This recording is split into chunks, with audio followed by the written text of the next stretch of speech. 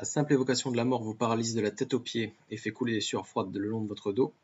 Je ne vais pas vous dire que j'ai trouvé le secret pour devenir immortel, mais il est possible d'accepter cette idée et de continuer à vivre, et même de devenir plus épanoui et heureux. Bonjour et bienvenue dans cette vidéo. Ici, nous allons voir comment la peur de la mort se manifeste, d'où vient-elle, ce qu'il ne faut pas faire et comment l'accepter. Alors, comment la peur de la mort se manifeste? Aussi appelée thanatophobie, la peur de la mort est normale chez les humains, c'est un instinct de survie, mais il pose problème quand il devient pathologique. Voyons les symptômes des thanatophobes. Alors premièrement, l'état d'inquiétude constant. Même si leur existence est plutôt heureuse, une famille aimante, pas de problèmes financiers ni médicaux, les sujets ne peuvent s'empêcher de s'inquiéter qu'un événement les arrache à leur confort. Cette inquiétude peut se traduire par de l'hypocondrie et des crises d'angoisse. C'est même une des causes de la maladie hypocondrie. Ils vont se mettre à surveiller à l'excès tout ce qui peut provoquer ou témoigner d'une maladie. Ces excès de prudence les amènent implacablement vers une vie sans risque et sans saveur. Les enfants en particulier sont capables de faire des crises d'angoisse et des insomnies à l'idée de la mort chaque nuit pendant des années. Le thanatophobe n'arrive plus à se projeter dans l'avenir. Il est paralysé par ses angoisses de ne pas pouvoir contrôler les choses. Il est obsédé par le risque de mort subite et par tout ce qui se passe après la mort. Ces inquiétudes démesurées peuvent gâcher toute une vie. Mais d'où vient cette obsession? Alors pourquoi a-t-on peur? La peur de la mort chez les adultes et adolescents. Les personnes âgées disent « la peur de mourir est propre à la jeunesse ». En effet, quand on est adolescent, qu'on n'a pas encore connu l'amour ni la joie de quitter la maison familiale et de parcourir le monde, l'idée de la mort est insoutenable. Une personne de 90 ans qui aura réalisé ses rêves les plus fous, entourée d'une demi-douzaine de petits-enfants adorables, apparaît plus sereine face au dernier sommeil. La peur de la mort est donc liée au regret qu'on aurait à quitter cette vie. Ne pas faire les choix de vie qui nous correspondent nous éloigne de nos rêves et nous fait donc craindre la mort. Dans ce cas, la peur de la mort vient d'une peur de vivre. Si vous deviez mourir dans les 3 mois, comment changeriez-vous de votre quotidien? Une infirmière a recensé dans un livre les regrets les plus communs des personnes en fin de vie. Sans entrer dans les détails, voici un rappel de tout ce qu'il faut éviter. Premièrement, donc ne pas assez avoir dit ses sentiments aux personnes qui nous sont chères, avoir passé trop de temps à travailler et ne pas avoir vu ses enfants grandir, ne pas être resté en contact avec ses vieux amis, ne pas s'être autorisé à être plus heureux. Alors il y a aussi la peur de la mort de ses proches.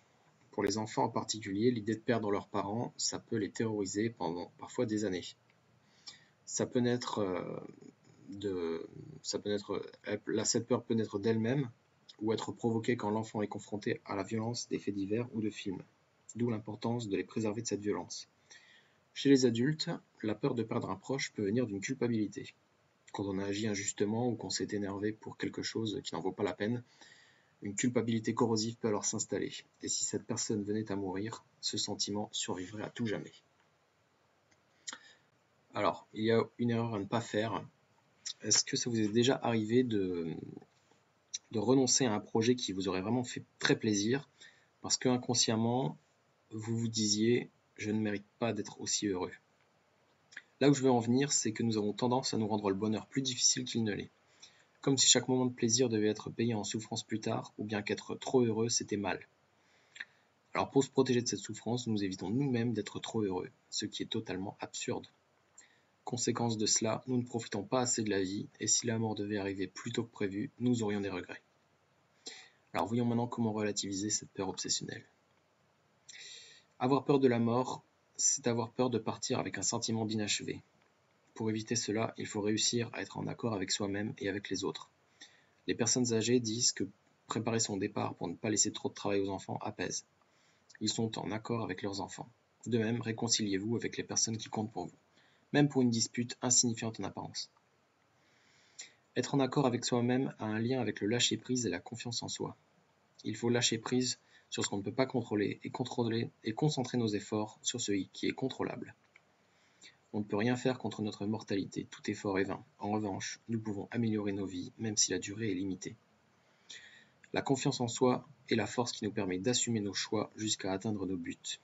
L'absence de confiance en soi implique des regrets. Votre lieu de vie ne vous convient pas? Déménagez. Vos proches vous ennuient et vous tirent vers le bas? Changez vos fréquentations. Ayez le courage de dire non à ce qui ne vous convient pas, que ce soit pour un travail ou bien un mariage qui ne vous rendra pas heureux. Ayez le courage de vous battre pour ce que vous désirez vraiment. Quel sens voulez-vous donner à votre vie? Quelles sont vos valeurs? Pourquoi avez-vous envie de vous lever chaque matin? Lorsqu'on a un but dans la vie, la peur de la mort devient saine. Elle devient une motivation pour avancer et ça n'est plus une chose qui gâche la vie. Et enfin, je voudrais conclure cette vidéo par une réflexion sur la naissance. Qu'y avait-il avant notre naissance? Absolument rien, le néant. Et depuis que nous sommes venus au monde, nous éprouvons chaque jour, à chaque instant, des émotions fabuleuses. Le vent frais qui souffle sur notre peau, le bonheur de retrouver les gens qu'on aime. De ce point de vue, la naissance est un miracle, la mort, un retour à la normale. Si vous êtes hypocondriaque et que vous souhaitez en savoir plus, je vous offre une formation dans la description qui va vous rassurer sur la maladie et vous expliquer les premiers pas à faire vers la guérison. C'est la fin de cette vidéo. Si elle vous a aidé, dites-le moi avec un j'aime et posez-moi vos questions en commentaire. Prenez soin de vous.